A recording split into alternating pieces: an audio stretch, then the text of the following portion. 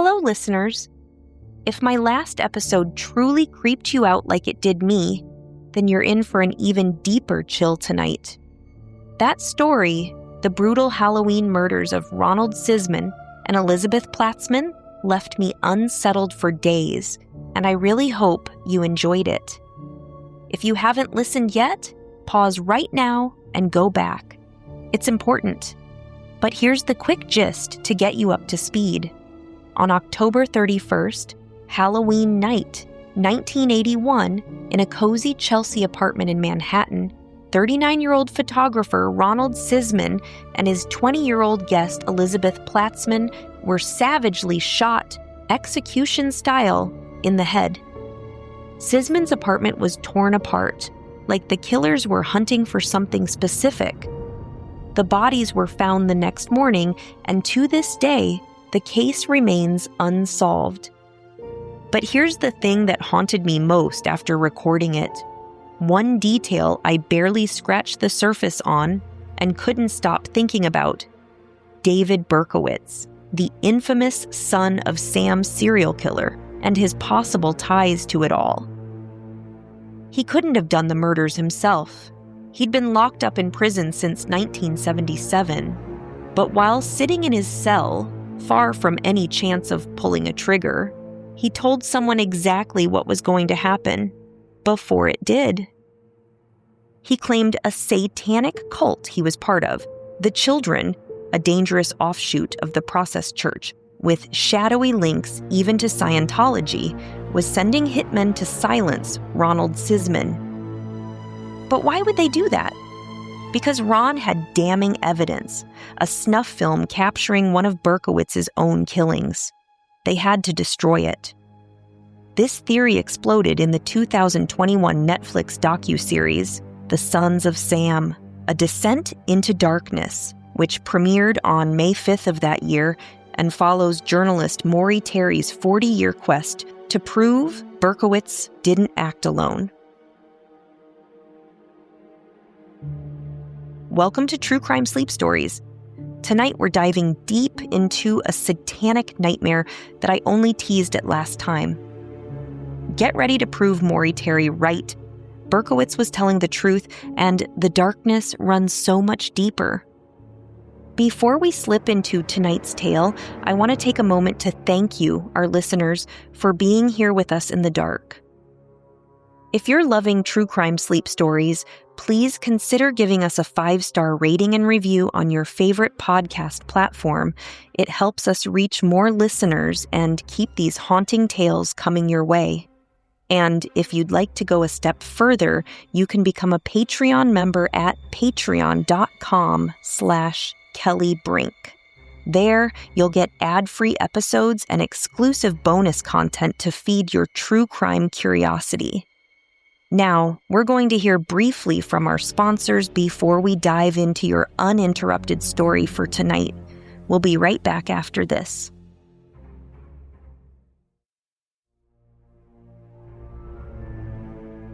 Welcome back to True Crime Sleep Stories. Now, settle in, get comfy under those covers, because tonight we're plunging even deeper into the shadows of my last episode's nightmare. The Sisman-Platzman story gripped me so hard I had to come back for more, focusing on the Berkowitz cult connection I barely touched last time, the one detail that wouldn't let me sleep. Let's rewind to that fateful Halloween night in 1981, just as I laid it out in my last episode. Ronald Sisman was a 39-year-old photographer running 2 businesses from his 3rd-floor duplex at 207 West 22nd Street in Chelsea, Manhattan, blocks from Greenwich Village. Elizabeth Platzman, a 20-year-old art student from Smith College, was visiting him. They were together in the apartment when the killers arrived. No forced entry means they likely knew or trusted whoever knocked. What came next was unrelenting brutality. The attackers beat them severely, leaving faces and bodies covered in bruises. Then they fired execution-style shots to the backs of their heads at close range. The killers ransacked the place, ripping apart furniture, and scattering chaos everywhere. Investigators couldn't take a step without crunching debris. Missing were Sisman's registered .25 caliber pistol, probably the murder weapon, and both victims' driver's licenses. The bodies turned up the next morning, November 1st, with the door left ajar. Drug rumors swirled about cocaine and marijuana debts, but nothing was ever proven. The case remains unsolved today. If you caught my last episode, you know those details. But tonight, we're not rehashing all of that. We're diving straight into what kept me awake: the Satanic cult link through David Berkowitz, the son of Sam serial killer. Investigative journalist Maury Terry nailed it. Berkowitz told the truth. Let's explore how a caged serial killer predicted this murder from his cell and exposed a cult called the Children as the true monsters. David Berkowitz, the son of Sam, terrorized New York from July 1976 to July 1977. He shot 13 people with a .44 caliber revolver, killing 6. He taunted columnist Jimmy Breslin with letters blaming a demon dog named Harvey, owned by his neighbor Sam Carr. Police nabbed him in August 1977. He's been serving 300 years to life ever since, completely unable to touch the Sisman-Platzman murders 4 years later. But in the weeks before Halloween 1981, the impossible happened. Berkowitz pulled a fellow inmate aside in his upstate prison. He confided, "A ritual killing is coming soon in a residence near Greenwich Village. The victims will be shot in the head. The place will be ransacked." Let that sink in. Chelsea sits right near Greenwich Village. Headshots? Exact match. Ransacked apartment? Spot on. And it all went down on Halloween, a high holy day for satanic rituals. The inmate knew something was wrong. He held those words close. Then the murders exploded in the news. He became a police informant and called authorities immediately. Detectives hauled Berkowitz in for questioning. He didn't flinch. He doubled down, explaining that his cult associates called the Children carried it out. Their motive? To silence Ronald Sisman for good. Berkowitz claimed Sisman owned a snuff film, a raw video of his final son of Sam murder, the July 31st, 1977 shooting of Stacy Moskowitz during her lover's lane date in Brooklyn. How did Sisman get it? He either filmed it himself from a hidden vantage point with his photographer's skill, or scored it through underground drug world connections. Facing drug charges, Sisman was ready to flip. He'd hand the film to cops for leniency or sell it to the highest bidder. Either way, it doomed the cult. That footage didn't just show a killing, it could unravel their whole empire.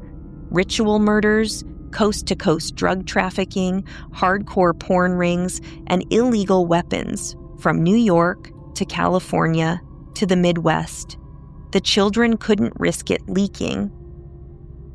In that prison interrogation, Berkowitz spilled unreleased details only the killers could know. The savage beatings, the frantic ransacking, even the apartment's layout. How? Pure foreknowledge.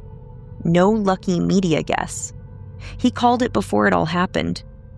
Detectives sat stunned. This wasn't madness. It was a blueprint for conspiracy. Enter Maury Terry, the journalist who lived and breathed this story. An award-winning Iona College grad, he covered MLK's assassination and edited at IBM. From day one, he smelled lies in Berkowitz's 1977 confession. Eyewitness sketches didn't match Berkowitz at all. A crime scene note read, "John Wheaties, rapist bandit." NYPD insiders whispered off-record he didn't act alone. Queens DA John Santucci agreed there were accomplices. Terry dug for a full decade. He interviewed Berkowitz, who confirmed the cult in letters and talks. He spoke to survivors, inmates, and cops. His 1987 book, The Ultimate Evil, published by Doubleday, revised in 1999, and re-released in 2021 by Quirk Books with Joshua Zeman's intro, lays it bare. Berkowitz wasn't a lone wolf. He was a pawn for The Children, a well-funded satanic cult splintered from Britain's Process Church of the Final Judgment. So, what was the Process Church? Founded in the 1960s London, it preached apocalyptic end times, mixing Christianity, Satanism, and occult rites. Scientology ties were undeniable. The founders Robert and Mary Ann de Grimston rubbed shoulders with L. Ron Hubbard's crowd. And Manson family links? Charles Manson echoed their final judgment talk during the 1969 Tate LaBianca murders. Maury Terry showed how the Children broke off as a violent sect. They staged ritual killings as sacrifices, embedding coded messages. Berkowitz's demon dog Harvey? No delusion, just cult code for animalistic rites. Sam Carr's sons, John and Michael from Yonkers, Berkowitz's old stomping ground, were key enforcers. John Carr died suspiciously in 1978. Michael followed in 1980. Both ruled suicides, but they screamed cult cleanup. Terry wove the Sisman hit into a national nightmare. Take Arliss Perry, for instance, stabbed in a 1974 Stanford church with satanic symbols carved nearby. Those were Process Church hallmarks. The 1969 Tate LaBianca slayings echoed the Children's apocalypse preaching. Other ritual murders spanned California, North Dakota, the Midwest, linked by symbols, dates, and weapons, all just a high society cover. Maury Terry exposed occult insiders and elites bankrolling it all, their power hiding the darkness. The missing pistol became a cult trophy or disposal tool. The driver's licenses, ritual markers, the beatings, a prelude to invoke terror as an offering. Josh Zeman's 2021 Netflix docuseries, The Sons of Sam, A Descent into Darkness, premiered May 5th of that year. Hollywood's Paul Giamatti voiced Terry in the show. Zeman cracked open Terry's files after his 2015 death, calling him the last victim of obsession. The series delivers tense footage and jaw-dropping interviews. Critics raved. Den of Geek deemed it compelling, exquisitely inconclusive, and long overdue. Thrillist called it startling intense. Rotten Tomatoes gave it 58%. The Chicago Sun-Times praised its gripping dive into Maury Terry's quest. Zeman's podcast probes privilege, but why no arrests? Screen Rant flagged minor omissions, but the heart of it stands solid. Skeptics yell satanic panic, that 1980s fad conjuring fake cults. No snuff film ever surfaced from Sisman's apartment. Friends and family denied cult ties or knowing Berkowitz. The Process Church rejected all violence. Berkowitz went Christian in the 1990s, penning remorseful faith site letters with zero new info. Goodreads scores Ultimate Evil a 3.7 out of 5, a true crime cult classic for its pulse-pounding prose, docked for speculation and hearsay. Maury Terry shone as a satanic expert on Geraldo. The case stays frozen, no reopenings, but we're sticking with Maury Terry and David Berkowitz. That prediction seals it. There is absolutely no way to explain it away. It was documented weeks earlier. A ritual killing near Greenwich Village, the headshots, the ransacking. It unfolded exactly as Berkowitz said. The informant confirmed every word. Unreleased details locked it in.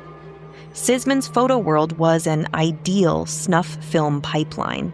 Plus, the drug whispers, a cult trafficking mask, the door left ajar, a taunting nod to Berkowitz's letters.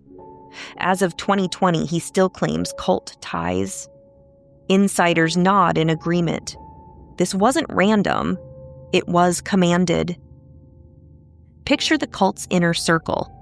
Hooded enforcers plotting in Yonkers basements, twisting processed church hymns into death chants. Berkowitz, their ex-triggerman turned informant, leaks info from his cell. Sisman's the loose end, film hidden, now burned to ash. Elizabeth pays the ultimate price as collateral just for being in the wrong place at the wrong time. Maury Terry's decade of tapes, letters, and survivor accounts build an unbreakable web. Zeman pores over files. The evil's real. Halloween, 1981, was the children's boldest strike, showing their grip. The wildest part? Chained and powerless, Berkowitz engineered the exposure. He wanted us to know. He fed the inmate detailed information that he knew would blow it open. Revenge on the cult? Internal split? Doesn't matter. It worked. Maury Terry died chasing truth, but his files live on. The shadows murmur. They're still out there, watching, waiting for the next ritual. Breathe slow now. Feel those prison bars tighten? That's Berkowitz's voice, whispering truths you can't unhear. And with that, our descent into this Halloween horror fades back into the unsolved shadows of New York history.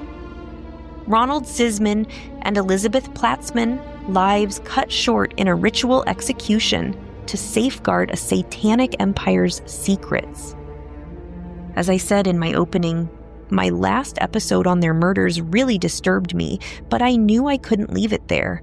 I had to go several steps further tonight, zeroing in on the one thing that obsessed me, David Berkowitz's eerie prison prediction and the Satanic children cult link.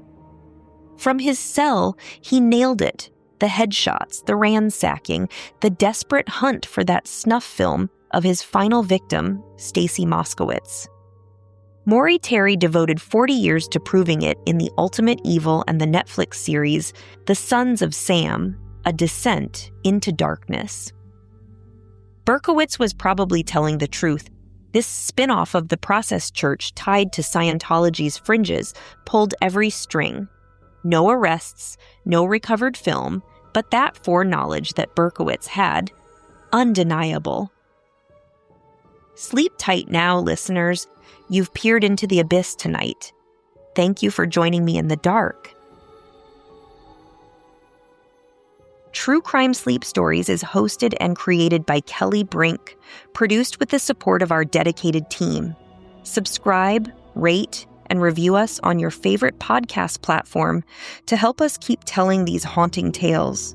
Visit patreon.com/KellyBrink for exclusive content and to join our community. Thank you for listening, and we'll meet you in the shadows next time. Until then, stay safe out there and lock your doors. Good night.